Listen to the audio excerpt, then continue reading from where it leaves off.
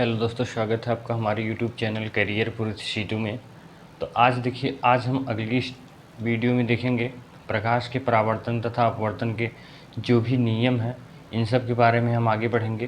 क्योंकि अभी तक हमने यहाँ से देखिए आपको पढ़ा दिया है। पिछले लेक्चर में आपने देखा होगा, पिछले लेक्चर में हमने प्रदीप्त वस्तुएं अदीप्त वस्तुओं तक पढ़ा दिया था। अब यहाँ से हम आगे बढ़ेंगे, पारदर्शी माध्यम क्या होता है, अपारदर्शी माध्यम क्या होता है। तो चलिए आगे बढ़ते हैं। चलिए सबसे अभी आगे हम देखते हैं वस्तुएं क्या होती हैं। यहाँ से हम देखेंगे वस्तुएं क्या कितनी होती हैं वस्तुएं। ठीक है, वस्तुओं में अभी हमने बताया हुआ था, मानव निर्मित बताया हुआ था, और एक प्राकृतिक स्रोत बताया हुआ था, और एक मानव निर्मित स्रोत के बारे में बताया था। और वस्तुओं में बताया था, प्रदीप्त वस्तुएं बताया था, अदीप्त वस्तुएं बताया था, जलने के आधार पर, प्रकाश उत्पन्न करने के आधार पर। अब यहाँ से हम देखेंगे, यहाँ से देखेंगे प्रकाश के आर पार जाने के आधार पर प्रकाश कितने प्रकार की, वो वस्तुएं कितनी प्रकार की होती हैं। तो देखिए वस्तुएं यहाँ से 3 प्रकार की हो जाती हैं। कितनी? 3 प्रकार की। पहला हो जाता है पारदर्शी। ठीक है, अब यही वस्तुएं मतलब यहाँ से हम माध्यम के तरीके से पढ़ेंगे। यहाँ से हम माध्यम के तरीके से पढ़ेंगे, मतलब कि ऐसी वस्तुएं जो पारदर्शी माध्यम में, मतलब पारदर्शी माध्यम के करके पढ़ेंगे। यहाँ से मतलब यहाँ से हम ये कह सकते हैं कि वस्तुओं का जो ये क्रम है, मतलब यहाँ पे हम कह सकते हैं माध्यम। क्या कह सकते हैं यहाँ पे? माध्यम। तो यहाँ से देखिए माध्यम में देखिए पारदर्शी माध्यम, अपारदर्शी माध्यम, और यहाँ से तीसरा देखेंगे अल्प पारदर्शी।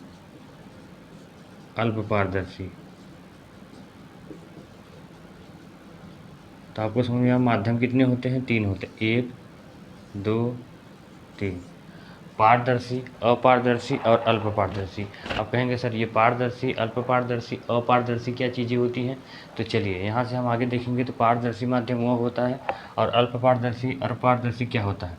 तो देखिए, जब प्रकाश की किरणें क्या हो, ऐसा कोई चीज़ हो, ऐसा कोई माध्यम हो, माध्यम हो जिसमें से प्रकाश इस साइड से उस साइड चली जाए। मतलब कि जैसे मान के चलिए यही हमारी कोई वस्तु हो गई, यहाँ से हम प्रकाश जलाएं और ये साइड इस साइड निकल जाए, कहेंगे तो उसको कहेंगे पारदर्शी माध्यम। क्या कहेंगे भैया? पारदर्शी। आपको यहाँ से समझ में आ रहा है? पारदर्शी का मतलब होता है पार कर जाना। पारदर्शी मतलब कि आर पार दिखे, ऐसा माध्यम जिसमें आर पार दिखे। पारदर्शी मतलब, दर्शी मतलब होता है दर्शन, मतलब दिखना, और पार मतलब जिसमें पार दिखे, जिसमें आर पार दिखाई दे, जिसमें से आर पार दिखाई दे। ठीक है, आर पार दिखाई दे, ये क्या हो जाता है? पारदर्शी। अब यहाँ से देखिए अपारदर्शी क्या होता है? अपारदर्शी मतलब क्या होता है? जिसमें से आर पार न दिखाई दे, ऐसा माध्यम क्या होता है? अपारदर्शी। अभी देखिए हम बताएंगे अपारदर्शी पारदर्शी क्या होता है। और यहाँ से आगे होता है अल्प पारदर्शी माध्यम होता है। तीसरा क्या होता है? अल्प पारदर्शी, जिसमें से क्या होता है? प्रकाश आंशिक रूप से आर पार हो जाए। क्या हो जाए भैया? प्रकाश आंशिक रूप का मतलब होता है थोड़ा सा आंशिक रूप से आर पार हो जाए, इसको कहते हैं आंशिक रूप से आर पार हो। इसे क्या कहते हैं भैया? जब प्रकाश अपारदर्शी, अल्प पारदर्शी और पारदर्शी में प्रकाश जब आर पार दिखाई दे, मतलब कि प्रकाश क्या हो? ऐसा कोई माध्यम हो जिसमें से प्रकाश इस साइड से उस साइड चली जाए।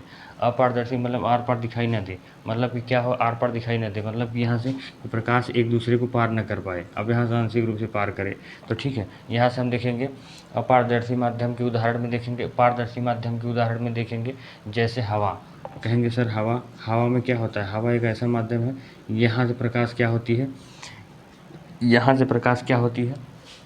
प्रकाश इस माध्यम में यहाँ से अगले माध्यम में चली जाती है। क्या होती है? अपारदर्शी माध्यम क्या हो जाती है?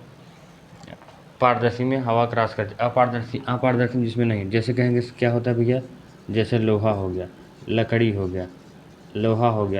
हो गया, प्लास्टिक का कोई बड़ा सा सामान हो गया, ये सब ऐसी चीज़ें। प्लास्टिक मतलब कि रंगीन प्लास्टिक नहीं, मतलब ऐसा चीज़ें जो इसमें से प्रकाश आर पार न दिखाई जाता। अल्प पारदर्शी मतलब आंशिक रूप से। अब कहेंगे सर आंशिक रूप से, जैसे भीगा हुआ कागज़। आप भीगा हुआ कागज़ ले लीजिए, अब उसमें देखेंगे तो आपको ये क्या होगा कि प्रकाश थोड़ा सा कम आता हुआ दिखाई देगा। तो यही किसकी उदाहरण है? ठीक है, ये हो जाएंगे भैया। यहाँ पे आप पत्थर भी कर सकते हैं। पत्थर हो गया, मतलब ऐसी भी कोई चीज़ जो इसमें से आर पार अपारदर्शी, मतलब आर पार न जाए, प्रकाश आर पार न जाए, हो जाएगा अपारदर्शी। आशा करता हूँ यहाँ तक समझ में आ गया होगा। अब यहाँ से हम आगे बढ़ेंगे, अपारदर्शी के बाद हम यहाँ से आगे बढ़ेंगे, पारदर्शी हो गया, अब अपारदर्शी हो गया। अब यहाँ से हम आगे बढ़ेंगे, तो चलिए ठीक है, देख लेते हैं क्या क्या स्थिति है आप लोगों की, आगे बढ़ते हैं। चलिए अब यहाँ से हम देखिए, अब यहाँ से भैया हम आगे देखेंगे, यहाँ से देखेंगे प्रकाश का परावर्तन। चलिए अगली हेडिंग है हमारी प्रकाश का परावर्तन। ठीक है, अगला हेडिंग है हमारा भैया प्रकाश का परावर्तन।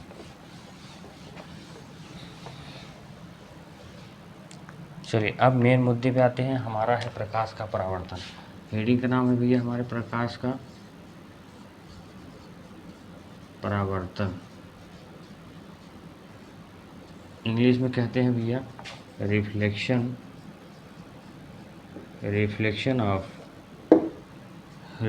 ऑफ लाइट, मतलब प्रकाश का परावर्तन। अब कहेंगे सर ये प्रकाश का परावर्तन क्या होता है? प्रकाश का परावर्तन का मतलब ये होता है कि जैसे आपको पता है कि हम इस विज्ञान में पढ़ रहे हैं किसी भी चीज़ के बारे में विशेष ज्ञान प्राप्त करना, यही हमारा विज्ञान की परिभाषा होती है। तो इस विज्ञान में हमने एक पहला चैप्टर स्टार्ट किया प्रकाश।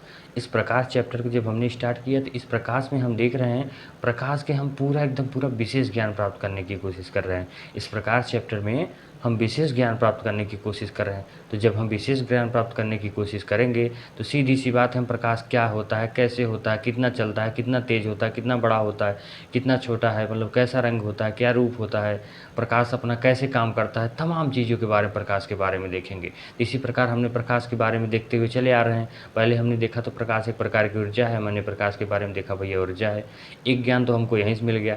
अब दूसरा ज्ञान हमने देखा प्रकाश की चाल 3 × 10⁸ होती है, ये निर्वात में होती है। फिर आगे हमने देखा प्रकाश द्वैती प्रकृति की होती है, मतलब प्रकाश तरंग के रूप में भी चलता है और सीधी रेखा में भी चलता है। और उसके बाद हम प्रकाश में और भी देखें, इसका तरंग है 39 एंगस्ट्रॉम से 78 एंगस्ट्रॉम होता है। ये सब सारी चीज़ें हम देखते हुए आगे बढ़े तो हमने देखा प्रकाश में हमने देखा कि कुछ चीज़ें होती हैं प्रदीप्त वस्तुएं, अदीप्त वस्तुएं, मतलब कि प्रकाश ऐसा कोई चीज़ भी होता है जिसमें से प्रकाश खुद निकलती है, कुछ ऐसा चीज़ होता है जो दूसरे के प्रकाश से प्रकाशित होती है।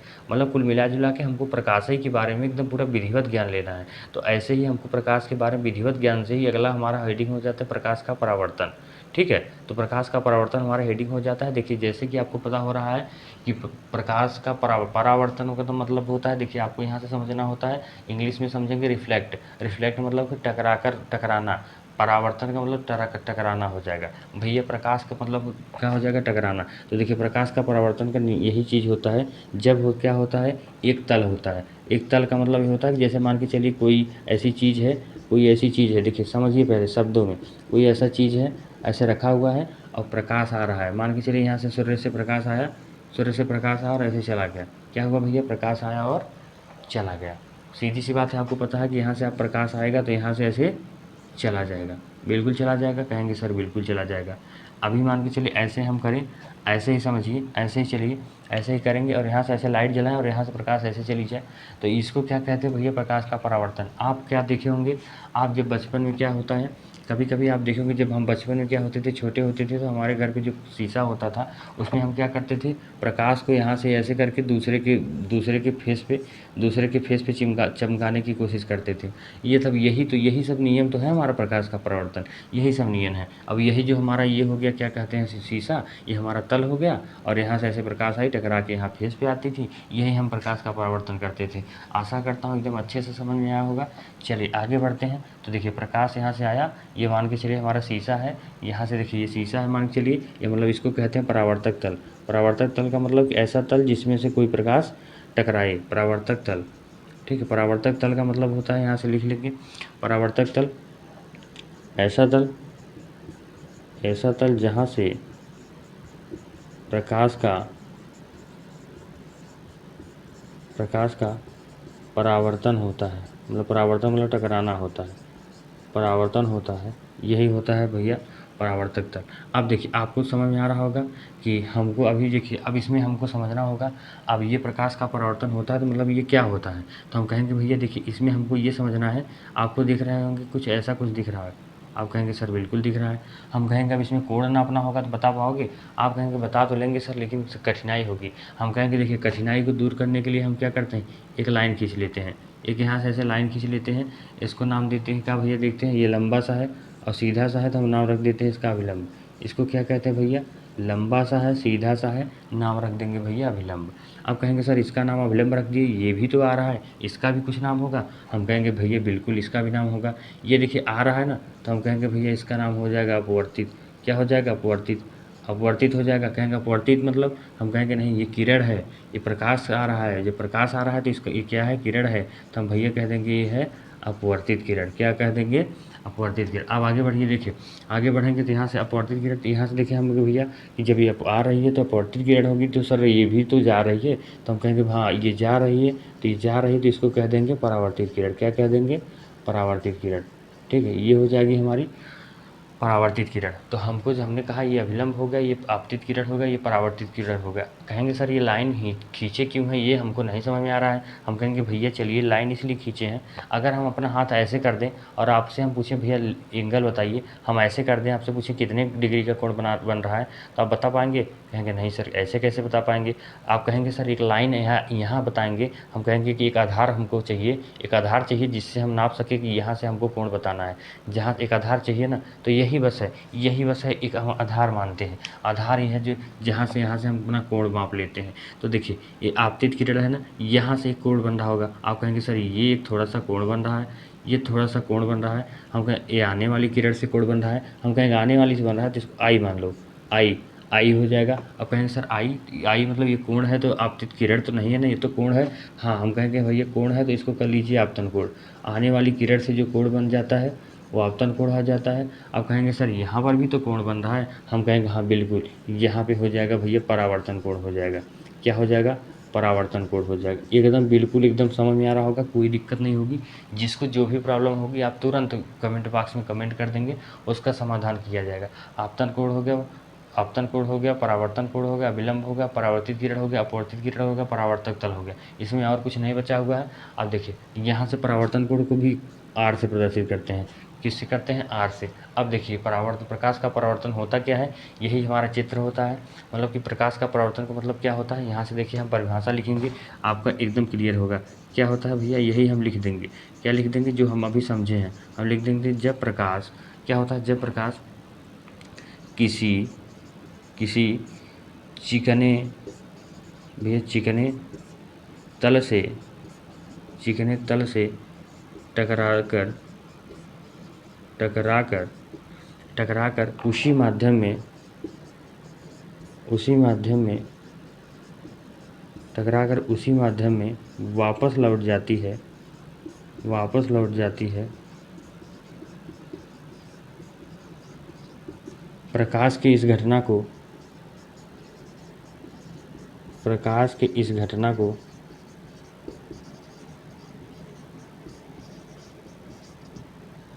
प्रकाश का परावर्तन कहते हैं।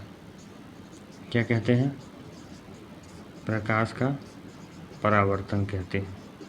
यही हमारा प्रकाश का परावर्तन होता है।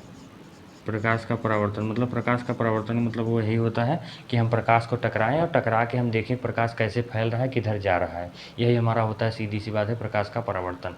ठीक है, आपको समझ में आ रहा होगा प्रकाश का परावर्तन। अब यही हमारा है विज्ञान। विज्ञान में हम विशेष ज्ञान प्राप्त कर रहे हैं, तो प्रकाश के बारे में हम भैया विशेष तरीके से जानेंगे। यही हमारा, ठीक है, यही हमारा है प्रकाश का परावर्तन। इसमें हमको आशा है कि कोई प्रॉब्लम नहीं हुई होगी, आपको कोई प्रॉब्लम नहीं होगी। चलिए ठीक है, आगे बढ़ते हैं। आप कहेंगे देखिए प्रकाश के परावर्तन, जब प्रकाश कोई परावर्तित होता है तो इसका कुछ नियम भी है। आप कहेंगे सर नियम है, हम कहेंगे बिल्कुल भैया नियम है। तो देखिए पहला नियम क्या है, पहला नियम, इसके दो नियम होते हैं। प्रकाश के परावर्तन के दो नियम होता है। यहाँ से देखिए स्टार लगा लेंगे, स्टार इसलिए लगा लेंगे, 5 स्टार लगाएंगे क्योंकि इतनी बार ये पूछा गया और पूछा भी जाएगा, आने वाले भविष्य में पूछा भी जाएगा। स्टार लगा लीजिएगा, प्रकाश का परावर्तन। अब देखिए पहला नियम ये होता है, इसके यहाँ से दो नियम होते हैं, ये भी लिख लीजिएगा। कितना होता है भैया, दो नियम होता है। प्रकाश के परावर्तन के दो नियम होते हैं, दो नियम होते हैं। कौन सा, पहला देखिए, आप कहेंगे सर देखिए, आप कहेंगे देखिए हमको ये लाइन और ये तीसरी लाइन, कहेंगे सर ये तीनों लाइन तो एक ही रोड पे दिखाई दे रही है, मतलब एक ही तल पे दिखाई दे रही है। हम कहेंगे भैया बिल्कुल दिखाई दे रही है।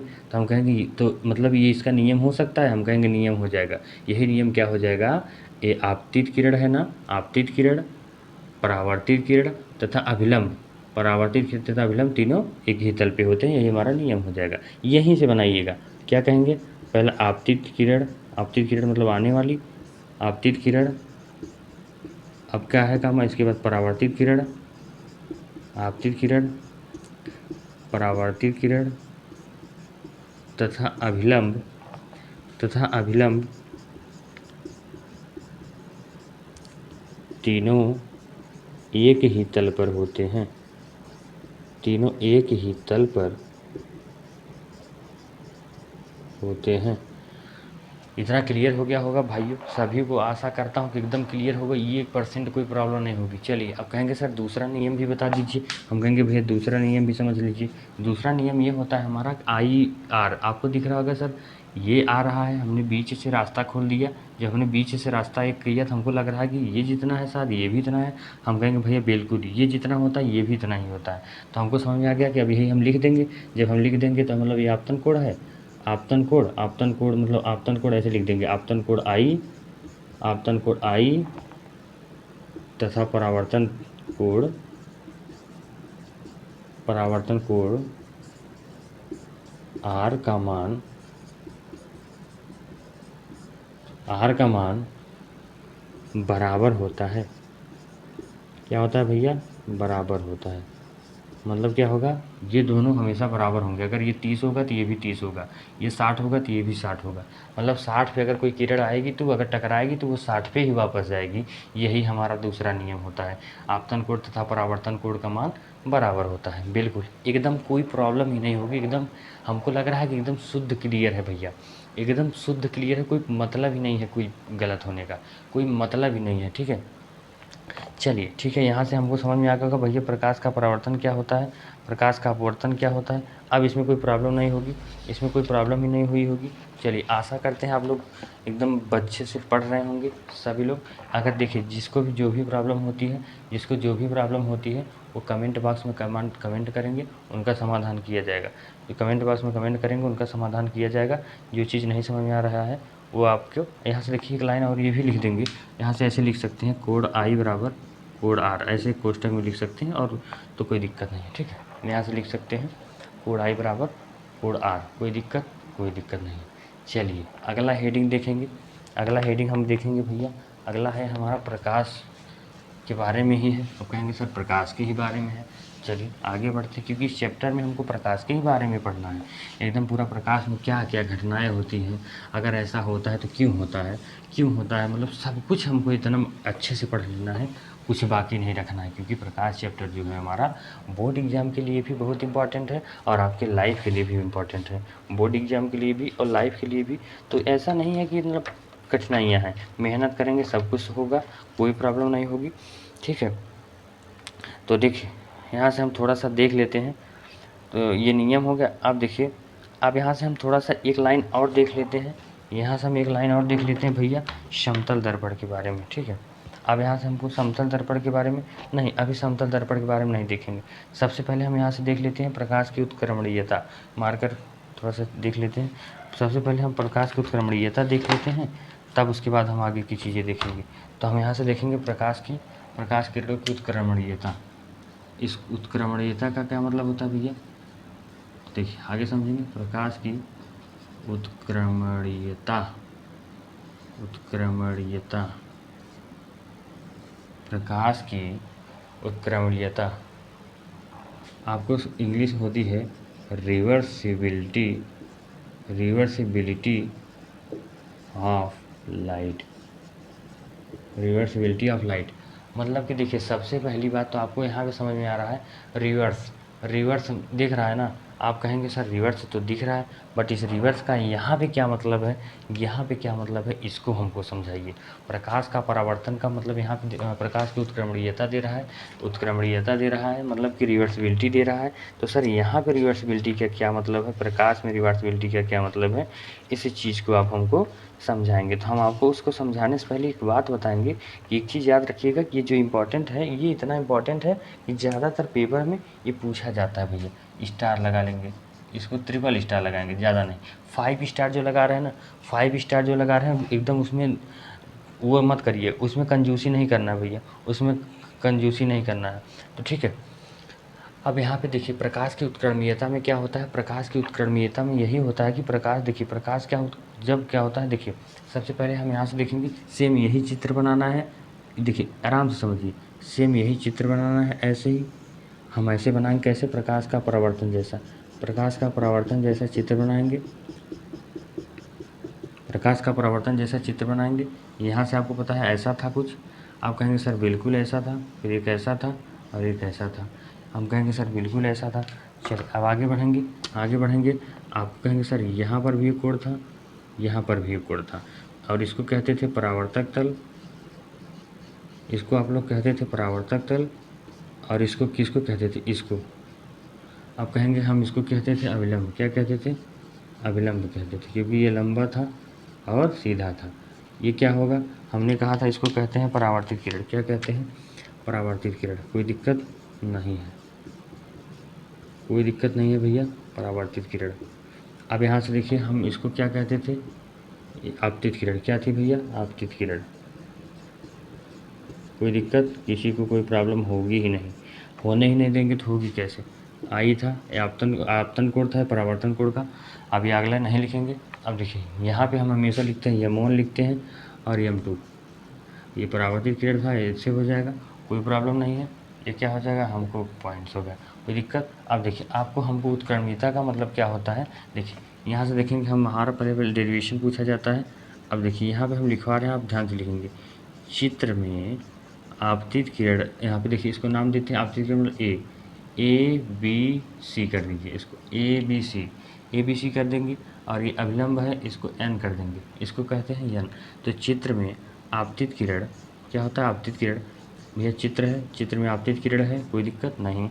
सर आगे बढ़िए, आपतित किरण ए बी है ना भैया, हम कहेंगे हाँ भैया ए बी है, चित्र में आपतित किरण ए बी, चित्र में आपतित किरण ए बी के संगत, ए बी के संगत मतलब ए बी जैसा है ऐसे ही इसी के समान, ए बी की संगत परावर्तित किरण, मतलब जैसा ए बी है ऐसे ही बी, बस यही लिखना है, जैसा जिसमें दिख रहा है यही लिखना है। एक बार दिख लीजिए, समझ लीजिए, उसके बाद हम आपको बता रहे हैं। चित्र में आपतित किरण ए बी के संगत परावर्तित किरण बी सी, परावर्तित किरण भैया, परावर्तित किरण बी सी है, बी सी है। इसके विपरीत क्या है भैया, इसके विपरीत हमने क्या कहा, इसके ही जस्ट विपरीत क्या है, यदि आपतित किरण, यदि आपतित किरण क्या है भैया, यदि आपतित किरण, यदि आपतित किरण, यदि आपतित किरण क्या हो जाए, यदि आपतित किरण यही आप कह दें कि अगर ये आपतित किरण बी सी हो जाए, आपतित किरण क्या हो जाए, आपतित किरण मतलब कि जैसे ये आपतित किरण, मतलब हम इसको अगर आपतित किरण मान लें, यदि आपतित किरण सी बी, यदि सी बी हो, मतलब आपतित किरण सी बी हो जाएगा। जब आपतित किरण कहेंगे सर अगर ये सी बी हो जाएगा तो ये क्या हो जाएगा, बी सी, ये भी क्या हो जाएगा, परावर्तित किरण हो जाएगा। तो इसके विपरीत यदि आपतित किरण सी बी हो तो इसके संगत, मतलब इसके संगत मतलब इसी के समान, इसकी समान परावर्तित किरण कौन सा हो जाएगा, तो इसके समान परावर्तित किरण क्या हो जाएगा, आप कहेंगे सर परावर्तित किरण के समान हो जाएगा ए बी, क्या हो जाएगा ए बी। तो क्या हो जाएगा ए बी, या मतलब बी ए कह सकते हैं, सॉरी उल्टा, ऐसे इधर से आ रहा है ना तो ऐसे मान लीजिए ए बी, अब ये कोई दिक्कत नहीं, बी ए होगा। इतना तक तो क्लियर होगा। मतलब कि चित्र में आपतित किरण ए बी के संगत परावर्तित किरण बी सी है, तो परावर्तित किरण बी सी है, इसके विपरीत यदि आपतित किरण सी बी हो, मतलब आने वाली किरण सी बी हो और परावर्तित किरण बी, तो परावर्तित, तो इसके संगत परावर्तित किरण क्या होगा, बी होगा। तो ठीक है, तो यही चीज़ क्या है, और ये आपको क्या इस प्रकार यहाँ से आपको क्या समझ में आ रहा है, इस प्रकार ये समझ में आ रहा है, इस प्रकार यहाँ से आपको समझ में आ जाएगा। इस प्रकार आपतित किरण, आपतित किरण तथा परावर्तित किरण सदैव उत्क्रमणीय होती हैं। परावर्तित किरण, आपतित तथा परावर्तित किरण सदैव उत्क्रमणीय होती हैं। उत्क्रमणीय मतलब कि उत्क्रमणीय मतलब कि ये अगर ये चीज़ होगी तो ये होगी ही होगी, ये चीज़ होगी तो ये होगी। अगर ये इधर से आएगी तो ये इधर से जाएगी, अगर ये इधर से आएगी तो ये इधर जाएगी। यही है हमारा प्रकाश का उत्क्रमणीयता, प्रकाश की उत्क्रमणीयता। तो आपतित किरण तथा परावर्तित किरण सदैव उत्क्रमणीय होती है, यही हमको समझना था और कुछ नहीं है, और यही लिख देना था। ठीक है, चलिए हम आशा करते हैं कोई भी दिक्कत नहीं हुई होगी, एकदम कोई भी प्रॉब्लम ही नहीं होगी। हमको बस इतना ही लिखना था कि हमको हमारे जो प्रकाश का परावर्तन उत्क्रमणीयता का सिद्धांत होता है यही होता है कि भैया अगर कोई किरण आएगी तो ये परावर्तित किरण होके जाएगी, तो परावर्तित किरण की तरह से अगर कोई इधर से कोई प्रकाश स्रोत लगा देंगे तो ये इधर जाएगी। बस यही हमारा नियम था, यही हमारा प्रकाश का। अब यहाँ से हम अगला हेडिंग देखेंगे। अगला यहाँ से एक हेडिंग देखेंगे, कहेंगे सर प्रकाश है ना, प्रकाश है तो आपने एक बार बोला था कि हमारा प्रतिबिंब रेटिना पर बनता है। आपने एक बार बोला था रेटिना पर बनता है हमारा प्रतिबिंब, तो सर एक बार हमको ये बता दीजिए प्रतिबिंब क्या होता है। तो अगला हेडिंग हम आपको प्रतिबिंब ही बता देते हैं। तो यहाँ से हम अगला हेडिंग आपको बताएंगे भैया प्रतिबिंब क्या होता है। तो चलिए यहाँ से प्रतिबिंब क्या होता है हम देखेंगे भैया प्रतिबिंब क्या होता है। तो देखिए यहाँ से हम देखेंगे भैया प्रतिबिंब क्या होता है। प्रतिबिंब, पहली बात तो इस चीज़ को याद रखिएगा, एक आपको चीज़ क्लियर कर देते हैं। प्रतिबिंब में से एक चीज़ होती है जो बिंब होता है, कभी कभी लिखा रहेगा बिंब। बिंब का मतलब होता है वस्तु, बिंब का मतलब होता है वस्तु, और प्रतिबिंब मतलब कि उसका जो इमेज बनता है, उसका जो इमेज बनता है। तो यहाँ से आशा करते हैं कि क्लियर होगा बिंब क्या चीज़ होता है, बिंब क्या चीज़ होता है, दोबारा बताने की ज़रूरत नहीं पड़े। अब यहाँ से देखिए, यहाँ पे लिखेंगे तो प्रतिबिंब की मीनिंग क्या लिखेंगे, इमेज। क्या लिखेंगे भैया, इमेज। ठीक है, यहाँ से हो जाएगा इमेज। देखिए अब यहाँ से देखिए वस्तु के किसी बिंदु से, यहाँ से क्या होता है वस्तु के किसी बिंदु को, कोई वस्तु हो गया, वस्तु के किसी बिंदु से, वस्तु के किसी बिंदु को, वस्तु के किसी बिंदु से। अभी आपसे क्वेश्चन पूछा जाएगा, आप बताएंगे वस्तु के किसी बिंदु से दो या दो से अधिक प्रकाश, किसी बिंदु से दो या दो से अधिक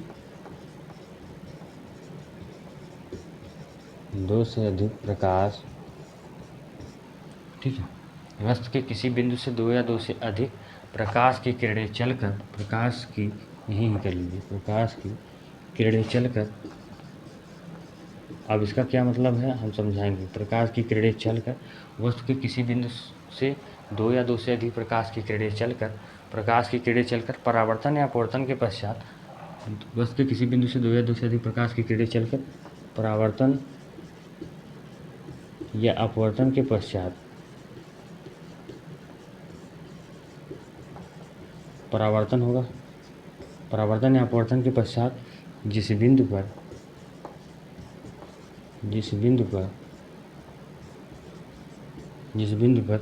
मिलती या मिलती हुई प्रतीत होती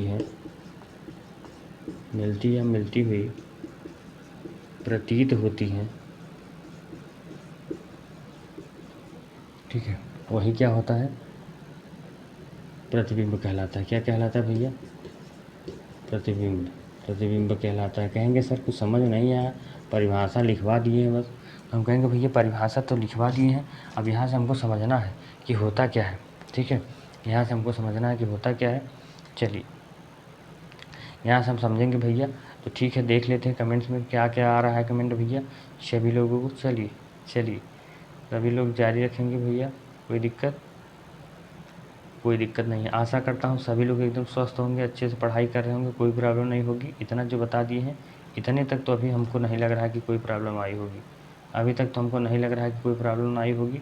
तो ठीक है, ऐसे ही मेहनत करते रहेंगे तो आप देखिए हमेशा जो ये पेपर होता है, पेपर का जो क्रम होता है ना, वो थोड़ा सा इस समय बदल गया है। इस समय बदल गया है का मतलब क्या है कि देखिए पेपर का जो हमारा है 30% सिलेबस कट गया है। 30% सिलेबस कट गया है तो कहेंगे सर आप 30% छोड़ के भी पढ़ाएंगे।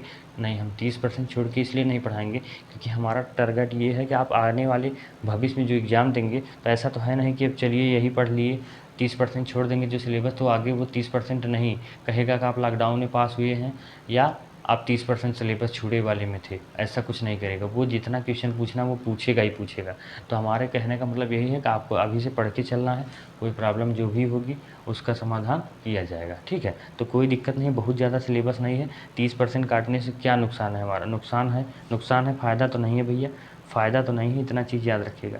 बिल्कुल एकदम मेहनत करते रहिए, जो भी प्रॉब्लम आएगी कमेंट बॉक्स में कमेंट करेंगे, उसका समाधान किया जाएगा। अगर किसी को जिस भी टॉपिक में कोई प्रॉब्लम होती है आप उसको कमेंट बॉक्स में कमेंट करेंगे तो उसका तुरंत समाधान कर दिया जाएगा, जिसमें से कोई दिक्कत नहीं होगी।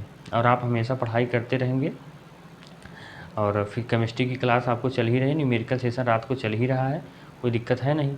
न्यूमेरिकल सेशन में आप जितने लोग देखिए सबसे ज़्यादा तो आप अपने स्कूल के ग्रुप वगैरह में शेयर कर देंगे, स्कूल के ग्रुप वगैरह में शेयर कर देंगे और अपने ज़्यादा से ज़्यादा दोस्तों को जोड़ेंगे।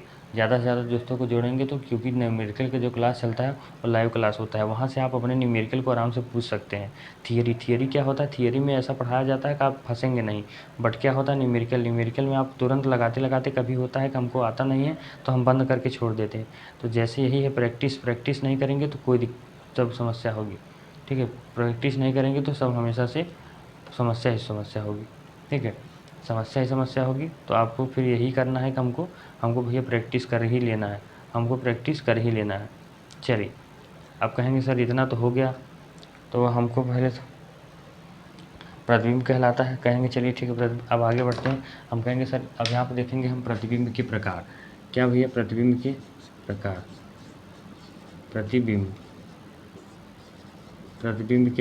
प्रतिबिंब के प्रकार में हम देखेंगे तो प्रतिबिंब भैया कितने प्रकार का होता है, 2 प्रकार का होता है। भैया प्रतिबिंब कितने प्रकार का होता है, 2 प्रकार का होता है। एक क्या होता है, चलिए 2 प्रकार का होता है, एक इधर होगा एक इधर। तो ये कहेंगे ये कौन सा होता है, कहेंगे देखिए प्रतिबिंब 2 प्रकार का होता है। पहला क्या होता है, पहला होता है भैया आभासी, जहाँ पे आभास होता हो, आभासी। और दूसरा क्या होता है, वास्तविक। क्या होता है भैया, वास्तविक प्रतिबिंब।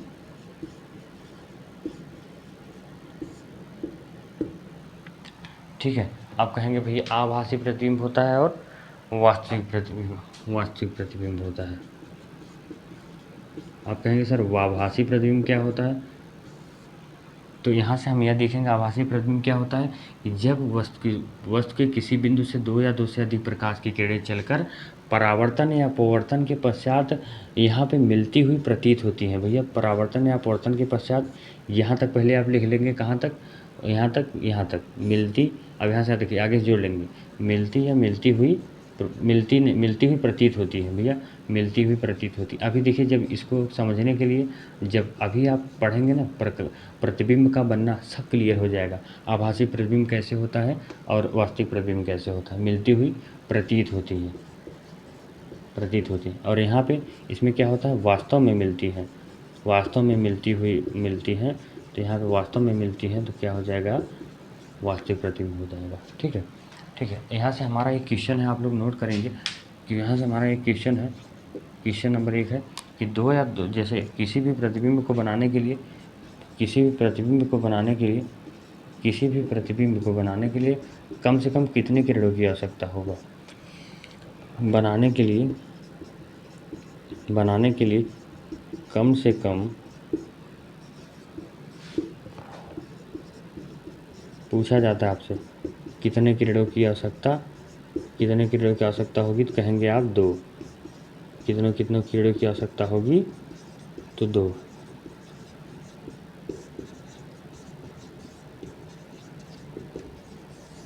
क्या हो जाएगा भैया, उत्तर हो जाएगा 2 किरण की आवश्यकता होती है। चलिए, आशा करता हूँ कि आभासी प्रतिबिंब क्लियर हो गया होगा, वास्तविक प्रतिबिंब क्लियर हो गया होगा। चलिए, अब यहाँ से भैया हम आगे देखेंगे। अब देखिए यहाँ से अब हमको बहुत बेहतरीन तरीके से समझना है। अब यहाँ से हमारा जो पूछा जाता है, अब यहाँ से हमारा जो इम्पोर्टेंट एकदम समझिए कि अब वही है कि एकदम जो बहुत मेहनत करने वाली चीज़ें हैं जो एकदम पूछी जाती हैं, अब उस पर पढ़ेंगे। तो चलिए, इसको बढ़ने से हम आप बता दें, हम उसको अब अगले वीडियो में पढ़ाएंगे। तो चलिए ठीक है, आशा करता हूँ एकदम वीडियो तरीके से समझ में आ गया होगा, कोई प्रॉब्लम नहीं होगी। तो चलिए ठीक है, अब वीडियो को एंड करते हैं। इससे पहले हम आपको बता दें, यदि आप इस चैनल पर नए हैं तो चैनल को सब्सक्राइब कर लें। सब्सक्राइब करने के बाद बेल आइकन को प्रेस कर लें, क्योंकि वीडियो जो चलती है, वीडियो डेली चलती रहेगी, आपको नोटिफिकेशन जाए, तुरंत नोटिफिकेशन जाए और आप उस क्लास का आनंद उठा सकें। तो चलिए ठीक है, आशा करते हैं आप अच्छे होंगे, खूब मस्त होंगे, पढ़ाई लिखाई कर रहे होंगे। ठीक है, माँ बाप के सपनों पे पानी मत फेरिए, मेहनत करते रहिए, जीवन है, सब कुछ चल जाएगा। ठीक है, चलिए ठीक है, जय हिंद, जय भारत।